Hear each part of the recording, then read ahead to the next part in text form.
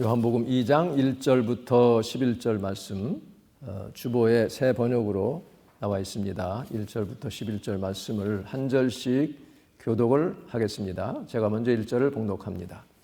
사흘째 되는 날에 갈릴리 가나에 혼인잔치가 있었다. 예수의 어머니가 거기에 계셨고 예수와 그의 제자들도 그 잔치에 초대를 받았다. 그런데 포도주가 떨어지니 예수의 어머니가 예수에게 말하기를 포도주가 떨어졌다 하였다. 예수께서 어머니에게 말씀하셨다. 여자여, 그것이 나와 당신에게 무슨 상관이 있습니까? 아직도 내 때가 오지 않았습니다. 그 어머니가 일꾼들에게 이르기를 무엇이든지 그가 시키는 대로 하세요 하였다. 그런데 유대 사람의 정결 예법을 따라 거기에는 돌로 만든 물 항아리 6이 놓여 있었는데 그것은 물 2-3 동이들이 항아리였다. 예수께서 일꾼들에게 말씀하셨다. 이 항아리에 물을 채워라. 그래서 그들은 항아리마다 물을 가득 채웠다. 예수께서 그들에게 말씀하시기를 이제는 떠서 잔치를 맡은 이에게 가져다 주어라 하시니 그들이 그대로 하였다. 잔치를 맡은 이는 포도주로 변한 물을 맛보고 그것이 어디에서 났는지 알지 못하였으나 물을 떠온 일꾼들은 알았다. 그래서 잔치를 맡은 이는 신랑을 불러서 그에게 말하기를 누구든지 먼저 좋은 포도주를 내놓고 손님들이 취한 뒤에 덜 좋은 것을 내놓는데 그들은 이렇게 좋은 포도주를 지금까지 남겨두었구려 하였다. 다 같이 예수께서 이 첫 번 표징을 갈릴리 가나에서 행하여 자기의 영광을 드러내시니 그의 제자들이 그를 믿게 되었다. 아멘. 이것은 하나님의 말씀입니다. 하나님께 감사. 오늘 말씀의 제목은 가나 혼인잔치의 예수님입니다. 예수님과 또 마리아에 대한 얘기예요. 예수님과 마리아. 예수님이 이 땅에 계시면서 참 많은 일들을 행하셨죠. 그래서 이것을 가리켜서 우리가 표적과 기사들이라고 되게 말합니다. Signs and wonders. 그리고 능하신 일들이다. Mighty works 또는 권능이라고도 말하고 있죠. 성경에 보면 이렇게 특히 사도행전 이런 곳에서 표적과 기사들과 권능들을 행하셨다 이렇게 말씀하고 있어요. 사도행전을 보면 베드로는 고넬료 가정과에 설교하면서 예수님이 선한 일을 행하셨다. Doing good 이렇게 얘기했어요. 착한 일을 행하셨다라고 표현하고 있습니다. 요한복음 맨 마지막 장 21장 21장 25절에 보면 예수께서 행하신 일이 이 외에도 많으나 즉 요한복음에 기록된 것보다도 훨씬 많으니 만일 낱낱이 기록된다면 이 세상이라도 그 기록된 책을 두기에 부족할 줄 아노라. 그러니까 요한으로서는 좀 예외적으로 별로 잘 쓰지 않는 과정법이라고 느껴질 정도로 그렇게 예수님이 일을 많이 행하셨다는 것이죠. 그러나 이렇게 요것만 추려서 기록한 이유는 바로 너희로 예수님이 하나님의 아들 그리스도이심을 메시아이심을 믿게 하려 하며 그 이름을 믿어 힘입어서 생명을 얻게 하려 함이라 이렇게 말씀하고 있습니다. 자, 이렇게 많은 그 기사와 이적들을 행하신 가운데 맨 첫 번째 표적으로 나온 것이 간추려 나온 것이 바로 오늘 나온 갈릴리 가나에서의 혼인잔치 거기에서 물을 포도주로 변화시킨 일입니다. 우리가 너무나 잘 알고 많은 안 믿는 사람들도 들어서 알고 있는 그런 내용이죠. 이 가나는요, 예수님의 고향 나사렛에서 북쪽으로 약 9마일 정도 떨어져 있는 별로 멀지 않은 곳에 있습니다. 이 기적이 이 준공개적, 세미 퍼블릭이라고 되게 알려져 있어요. 그것은 전체에 다 드러나지 않고 몇몇 사람들에게만 알려진 그런 기적이라는 뜻이죠. 오늘 이 기적을 목격한 사람들은 그 앞부분에 보면 예수님을 이제 따르기로 한 1장에 세례 요한의 제자들 베드로, 안드레, 빌립, 나다나엘 그리고 이름 밝혀지지 않은 또 한 제자 5명 그리고 이제 예수님의 어머니 마리아와 물을 떠다 준 하인들 정도만 알게 된 그런 기적입니다. 그러니까 이때는 사역 초기로서 아직 12제자 부르시기 전의 얘기입니다. 요한복음 2장 21장 2절에 보면 이제 물고기 잡으러 가노라 할 때에 따라갔던 사람 중에 나다나엘 이름이 나오는데 갈릴리 가나 사람이라고 그랬어요.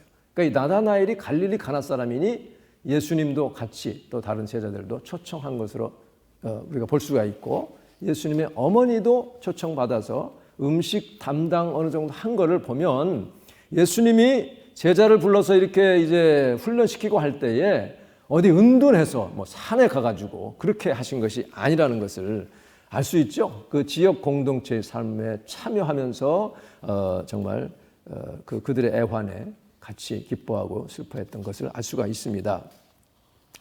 사흘 전으로 돌아보면, 여기 보면 사흘 후라고 했으니 사흘 후로 돌아가 보면 예수님이 이제 나다나엘을 향해서 네 속에 간사한 것이 없구나, 너는 참 이스라엘 사람이다 하고 말하니 그렇게 말씀하시니 나다나엘이 어떻게 저를 아십니까? 네가 무화과 나무 아래에 있을 때 벌써 나는 보았다. 그러자 이제 나의 하나님의 아들이시오 이스라엘의 임금이십니다 고백하잖아요.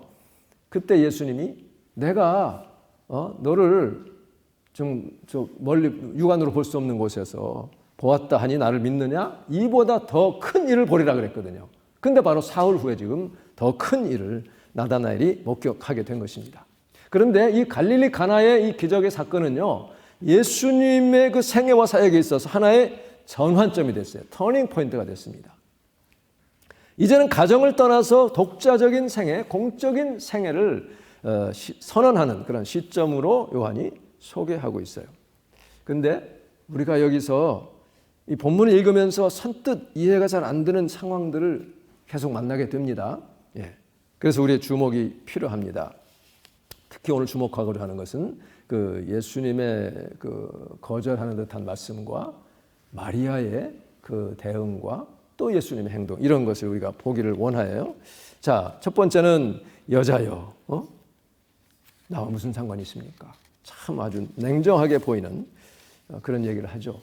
그리고는 내 때가 이르지 않았습니다. 그런데 그 말을 듣고 마리아는 또 왜 하인들에게 시키는 대로 하라고 얘기합니까? 또 예수님은 거절해놓고는 또 왜 또 기적을 일으키십니까? 이해가 잘 안 되죠. 오늘 거기에 좀 집중해 보겠어요. 차근차근 우리가 풀어가 봅니다. 예수님의 어머니 이 요한은요, 자기 이름도 안 밝혔다고 그랬죠. 세례 요한만 요한이라고 불렀어요. 그리고 자기는 주께서 사랑하시는 그 제자. 여기서도 이 어머니의 이름을 밝히지 않아요. 그냥 예수의 어머니라고만 나옵니다. 줄곧. 그리고 다른 사람들, 그 막달라 마리아, 또 나사로와 마르다의 동생 마리아는 이제 마리아라고 이름을 밝히고 있어요. 아마 혼동되지 않도록 그렇게 한 것 같아요. 그런데 이제 2절에 보면 예수와 그의 제자들도 혼례의 청함을 받았더니, 아까 말씀드린 대로 천국 복음이 어떤 골방이나 산속이나 무슨 광야에서가 아니라 일상 사람들이 살아가는 데서 천국 복음이 전해졌다는 거예요. 그러니까 우리가 살고 있는 이 여러분의 지역 사회, 내가 지금 몸담고 있는 그 공동체, 거기에서 우리는 천국을 나타내야 된다, 그런 말씀이죠. 물론 예수님이 그 사역을 좀 더 효과적으로 담당하기 위해서 시간을 내서 처음에는 40일간 광야에서 금식하셨고, 또 수시로 산에 가서 밤새도록 또 기도하시고 새벽에 기도하는 하나님과 혼자의 만남의 시간을 가지면서 성령의 충만함을 유지하셨습니다. 하나님의 아들 예수님도 그랬다면 우리도 말하자면 이렇게 주님과의 단독으로 만나는 시간을 반드시 지속해서 가져야 될 줄로 믿습니다. 자, 3절에서 그런데 포도주가 떨어지니, 포도주가 떨어졌습니다. 당시 우리가 잘 아는데 중동 지역은 손님들에 대한 이 대접이 소홀하면요, 아주 그 사회에서는 거의 왕따 지경에 들어갑니다. 더더군다나 혼인잔치에서 음식이 떨어져, 이거는요 완전히 대형 사고죠. 아마 그렇게 끝나게 되면 이 세 가정 그리고 양가들은 한동안 아마 오랫동안 그 지역에서 고개 못 들고 다니는 그런 위기에 지금 봉착을 했습니다. 그러자 마리아가 자기 아들 예수에게 긴급 재난 신호를 보내는 거죠. 포도주가 떨어졌다. 자, 아마 마리아는 이 예수에게 하나님의 아들로서의 어떤 능력이 있었다는 것을 감지하고 있었을 거예요. 그런데 그 아들은 여자여 하고 말하죠. 헬라 말로 그나이, woman 그런 뜻인데 영어 성경 어떤 것은 dear woman 이렇게 번역을 하고 있습니다. 그건 뭐냐면 그 당시 사회에서 그나이라고 하는 것은 귀 부인도 그렇게 불렀기 때문에 그나이. 그러니까 이 예수님이 그나이라고 부른 것은 무례하지 않으면서, 즉 그 불효자로서의 그 모습을 보이지 않으면서도 어머니와 이 벌써 디스턴스, 이 거리를 딱 두었다는 것을 우리가 알 수 있습니다. 헬라 말로 어머니를 메테르라고, 메테르. 거기서 마더가 나왔죠. 메테르라고 부릅니다. 물론 이제 예수님이 그 당시는 뭐 다른 아람어를 하셨겠지만 어쨌든 귀나이라고 부르니까 벌써 이 예수의 어머니 마리아는 그 마디에 벌써 깜짝 놀라는 거죠. 예? 자, 그런데 그 뜻은 뭐냐면 이제 저는 더 이상 어머니 품 안에 있는 자식이 아닙니다. 그런 뜻이죠. 나는 어머니 아들이 맞지만 이제는 내가 하나님 아버지께서 나를 부르신 그 사역에 집중하고 거기에 이제 오로지 전념해야 되기 때문에 더 이상 저는 어머니 아들로 이렇게 품고 있을 수 없는 존재입니다라는 것을 부드럽게 깨우치는 호칭으로 귀나이라고 부른 거예요. 그 이야기를 듣는 순간 마리아는 무슨 생각을 했겠어요? 과거에 예수님이 12살 때에 처음 유월절을 지내려고 부모님과 함께 예루살렘으로 올라가잖아요. 거기서 있다가 이제 집으로 돌아가는데 아이를 잃어버렸어요. 찾다가 돌아와 보니 사흘 만에 찾게 되니 성전에서 그 랍비들하고 그 늑수구리 한 그런 전문가들과 토론도 하고 질문도 하고 그런 것을 보잖아요. 그때 그 어머니는 너무 놀라가지고 얘야 너 왜 이러고 있느냐, 내가 얼마나 찾았는지 아느냐 할 때 뭐라고 합니까? 어머니 저를 왜 찾으셨어요? 제가 아버지의 집에 있어야 될 줄을 모르셨나요? 거기에서 충격을 벌써 한번 받은 거죠. 성경 누가복음 2장 51절에 보면 그 어머니는 이 모든 말을 또는 이 모든 일을 마음에 두니라. 그를 간직을 하고 있었습니다. 자, 어머니 안 하고 이제 그나 여자요 그랬어요. 그런데 그 다음 말씀이 또 고개를 갸우뚱하게 만듭니다. 이것이 나와 무슨 상관이 있습니까? 하고 말하는 거예요. 예수님이 이렇게 지금 말씀을 하는 것이 이렇게 부드럽게만 하는 분은 아닌 것을 우리가 알죠. 특별히 그 위선적인 종교 지도자들을 향해서는 아주 거친 표현을 사용하잖아. 이 뱀들아, 독사의 새끼들아 이렇게 막 외쳤죠. 세례 요한도 그랬고요. You brood of vipers, 독사의 배에서 나온 이 새끼들을, 그러니까 새끼라는 것이 뭐 욕해서 새끼가 아니라 하여튼 독사의 자식이라는 뜻 자체가 욕하는 말이죠. 그렇게 거친 표현을 지금 한 게 아닌가? 나와 우리가 무슨 상관이 있습니까? 이렇게 말하는 거예요. 그 헬라어를 그대로 영어로 옮기면요. What to me and to you, dear woman. To me and to you. What? 이거예요. 무슨 관계가 있어요? What concern is that to me and to you? 그게 저와 어머니와 무슨 신경 쓸 일입니까? 이런 뜻이에요. 포도주 떨어진 것이 우리와 무슨 관계가 있습니까? 왜 저를 여기에 끌어들입니까? 그런 뜻도 되는 거죠. 나를 왜 여기 연관시킵니까? 개입시킵니까? 아무리 부드럽게 해석하려고 해도 너무 냉정해 보입니다. 그리고는 자기가 이 사건에 인발브 되지 않아야 될 것 같은 그런 근거로 제시하는 것이 아직 내 때가 오지 않았습니다 하는 말씀입니다. 자, 근데 이제 여기서부터 더 문제가 생기죠. 그렇게까지 거절을 하셨는데도 어머니는 일꾼들에게 가서 저분이 무엇이든지 그가 시키는 대로 그대로 해라 하고 이렇게 지시를 하는 것입니다. 이 가나 혼인잔치 기적에 대해서 참 너무나 좋은 설교 말씀들이 참 많습니다. 아주 은혜롭고요. 특히 여러분 그 존 파이퍼 목사님의 메시지 아주 깊이 있고 아주 폭넓은 그런 설교인데 한번 시간 나시면 찾아보시기를 바랍니다. 오늘은 특별히 이제 4절의 그 때에 대한 말씀과 그 5절에 드러난 어머니의 반응 이런 것에 아주 묘한 그런 다이내믹에 초점을 맞춰 보고자 합니다. 우선 몇 가지 우리가 생각할 수 있는 시나리오 내지는 질문을 한번 살펴보겠어요. 예수님이 처음에는 이렇게 이런지하에 거절하셨지만 그러니까 시나리오 하나는, 그러나 그분은 정이 많은 분, 사랑이 많으신 분이니 특히 이 신랑의 가정이 낭패 볼 것을 그냥 두고 볼 수 없어서 너무 안 됐기 때문에 생각을 거치신 건가? 처음에 거절했다가 이렇게 생각할 수도 있고요. 또 마리아 생각에 아무리 지금 예수가 저렇게 말해도 내 아들은 틀림없으니 내가 이렇게 나서서 하면 마지못해서라도 무슨 일을 하지 않겠나 하는 그런 기대 내지는 믿음을 가지고 했을 수도 있습니다. 네. 왜냐하면 예수님이 그때 성전에서 내 아버지 집에 있어야 될 줄 알지 못했습니까? 하고는 그 다음에 누가 보면 집에 돌아가 가지고는 순종하며 받들어 섬겼다고 되어 있거든요. 그러니 어머니를 존중히 여기는, 존경하는 그런 아들이기 때문에 말은 그렇게 해도 내가 이렇게 하지 않으면 안 되게 이렇게 하면 일을 하지 않겠나 이렇게 했을 것이라고 생각할 수도 있습니다. 또는 마리아 보기에 이렇게 겉으로는 내가 어머니 품 안에 있는 자식이 아니라고 정을 떼는 말을 했지만 그러나 긍휼한 마음이 있으니 기적을 베풀 것이라고 믿어서 마리아가 이렇게 지시했을 수도 있습니다.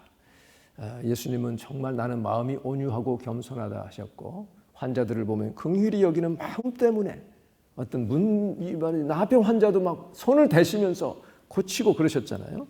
그러니 이 위기의 상황을 그냥 몰라라 하지는 않았을 것이 분명합니다. 예. 그렇지만 그래도 아직 뭔가 좀 이게 다 이해가 되지 않아요. 시원하지 않습니다.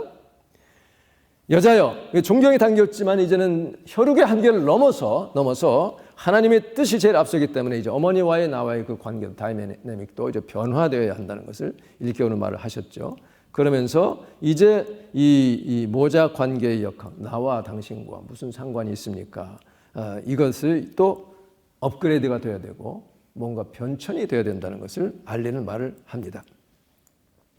그런데 내 때가 이르지 않았습니다 하는 것과 그가 시키는 대로 뭐든지 하라고 하는 그 사이에 뭔가가 있어요. 뭔가가. 자, 이 마리아는 통찰력이 있는 사람입니다. 그리고 결단력도 있어요. 가브리엘 천사가 그를 찾아와서 하나님의 성령의 능력으로 너는 아기를 가지게 될 것이다. 그는 하나님의 아들이다. 이렇게 가르쳐 줬을 때에 순간 수많은 그런 그 어려운 일들, 두려운 일들이 이렇게 스쳐갔죠. 예상되는 일들이. 그렇지만 결단합니다. 주의 여종이오니 주님의 말씀대로 내게 이루어지이다 하고 그대로 순복을 합니다. 이런 결단력 있는 여자예요.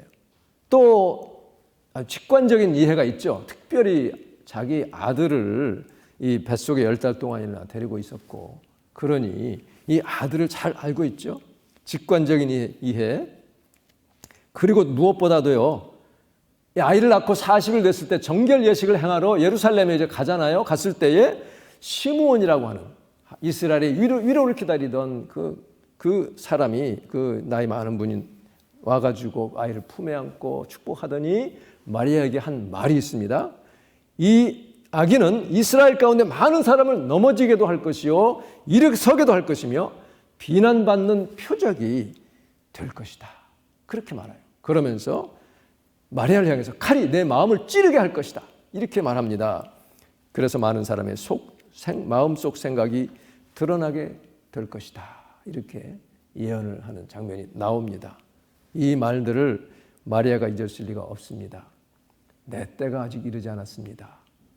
자기 아들이 언젠가는 이렇게 정말 사람들에게 배척을 받고 죽을 것을 알고 마음에 품고 있었는데 이제 사역 시작에 내가 벌써 이렇게 될 때가 아니라고 하는 그 말을 알아들은 거예요. 마리아가.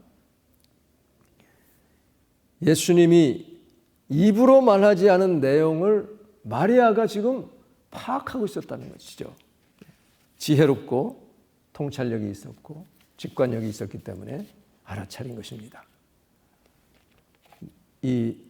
왜 그것을 우리가 알 수 있냐면요. 자, 내 때가 아직 이르지 않았습니다. 나를 여기 결부시키지 말아주세요 했을 때에 그 다음 마리아가 한 행동을 보면 알 수가 있어요. 자, 보세요. 마리아는 그 말을 듣고 결혼 주최 측에 알리지 않습니다. 피로연의 책임자, 연회장이라고 그러죠. 거기에도 말하지 않아요. 염려 마세요. 제 아들이 알아서 할 겁니다. 놀라운 일이 일어날 겁니다. 안심하세요. 이렇게 하지 않았다는 거죠.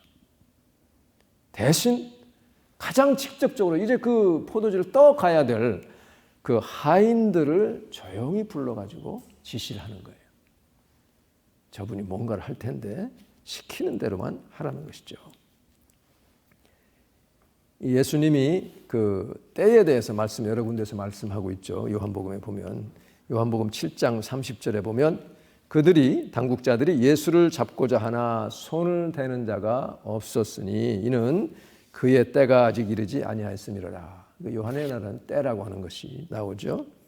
요한복음 12장 23절에서는 바로 그 뒤에 이제 한 알의 밀이 땅에 떨어져 죽으면 많은 열매를 맺고 그 말씀하기 전에 헬라인들 몇이서 이 빌립을 찾아왔을 때 그 말을 듣고 하신 말씀이죠. 인자가 영광을 얻을 때가 왔도다.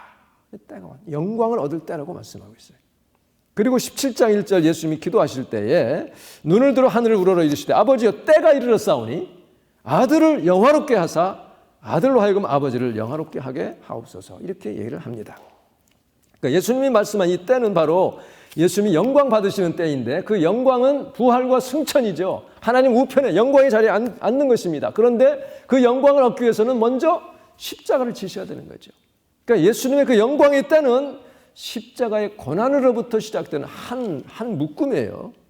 한 덩어리입니다. 뗄 수가 없는 것이죠. 그런데 이 갈릴리 가나는 예수님 사역의 초기이기 때문에 마리아는 그 말을 어떻게 알아들었어요?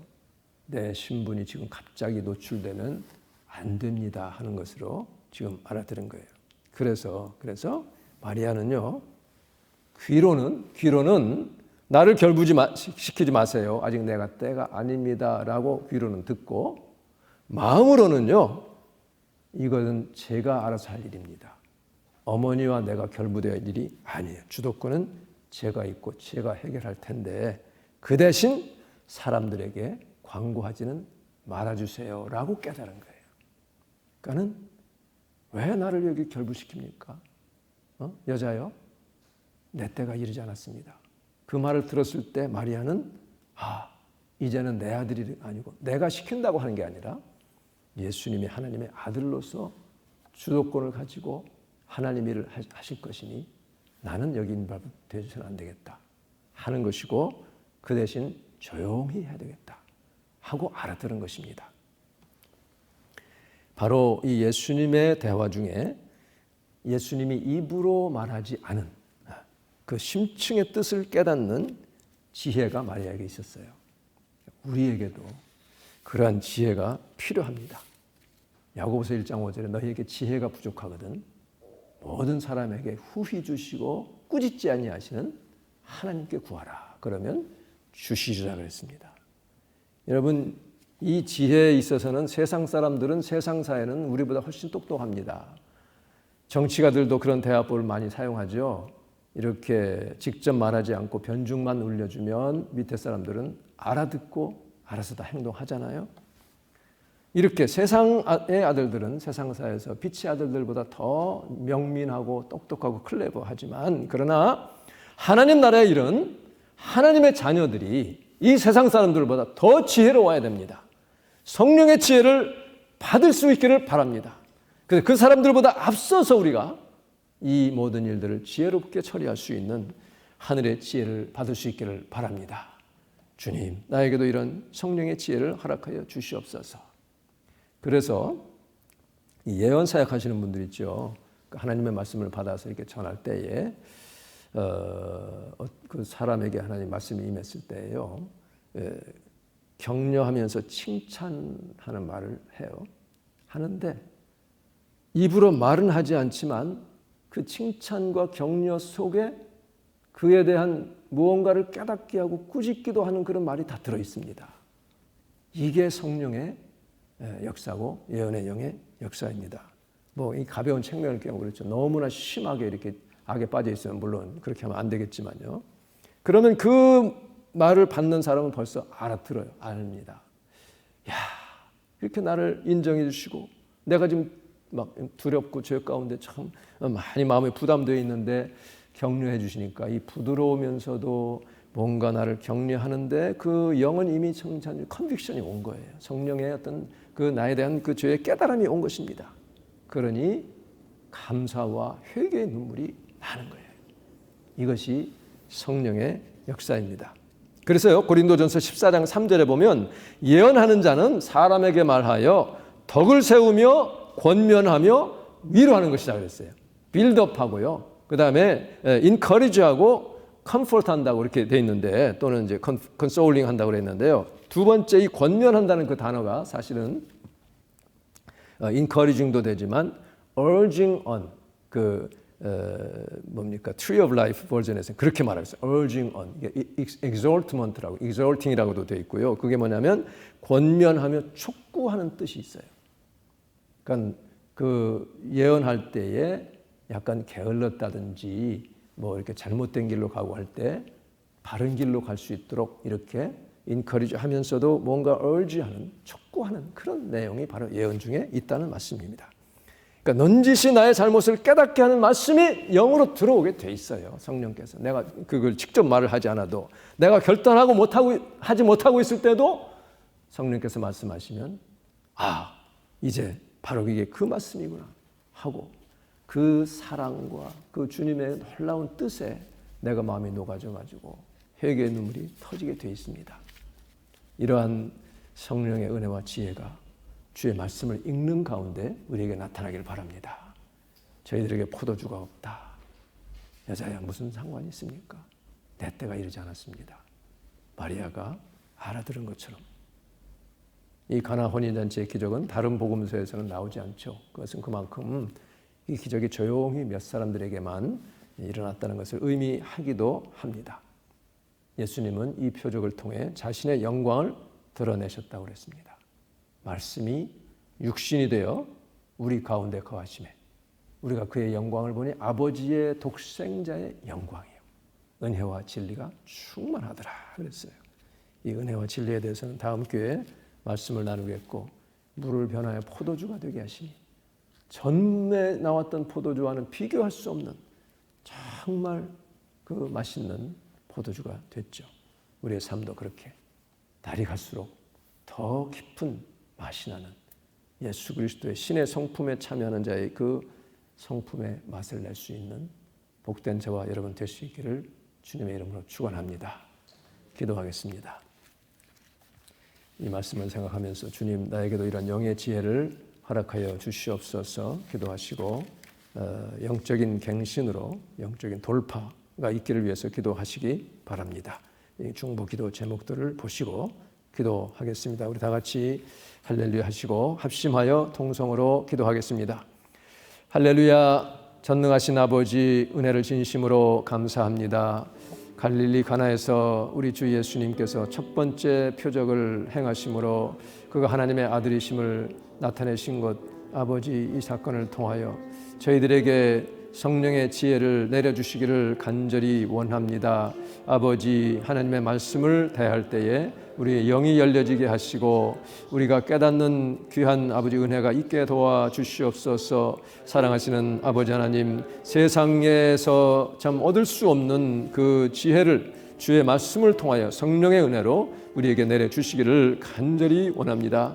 그리하여 주님께 기도할 때에 주님과 아버지 단독으로 만날 때 주님이 내려주시는 주님의 음성을 듣게 하시고 깨달음이 있게 하시고 회개가 있기를 간절히 원합니다. 그래야 우리 영이 갱신되게 하시고 새로워지게 하시고 우리의 막힌 것들이 뚫어지는 아버지 영적인 돌파가 있게 하여 주시옵소서. 거룩하신 아버지 하나님, 주의 몸된 교회, 헌신된 추수꾼들을, 선한 일꾼들을 보내주시기를 원합니다. 함께 주의 나라 세우게 하시고 지금 팽배하고 있는 이 아시안 혐오 범죄로부터 주의 자녀들을 보호하여 주시옵소서. 아시안들을 지켜 보호하여 주시옵소서. 아버지, 우리가 사는 이 땅은 영원한 곳이 아니요 영원한 하늘나라가 있다는 것을 소망하며 살아가기를 원합니다. 주의 미얀마의 국민들을 보호하시고 그곳에 천국의 복음이 전파되어 아버지 참으로 많은 생명들이 구원받기를 원합니다. 중국과 북한의 교회 지도자들, 또 전 세계에 흩어져 있는, 특별히 인도에서 고통 중에 있는 주의 선교사들을 기억하여 주시고 그 가정을 지켜 보호하여 주시기를 간절히 원합니다. 할렐루야. 하나님 감사합니다. 주님의 말씀이 우리 속에서 생수의 강같이 터져나오게 하여 주시옵소서. 좋으신 하나님, 은혜를 감사합니다. 우리가 주님의 말씀을 대할 때 주님께서 직접 우리에게 영으로 말씀하시고 깨달음의 영을 허락하시고 주의 은혜를 깊이 깨닫는 아버지 놀라운 축복이 있게 하여 주시옵소서. 예수님의 이름으로 기도하옵나이다. 아멘.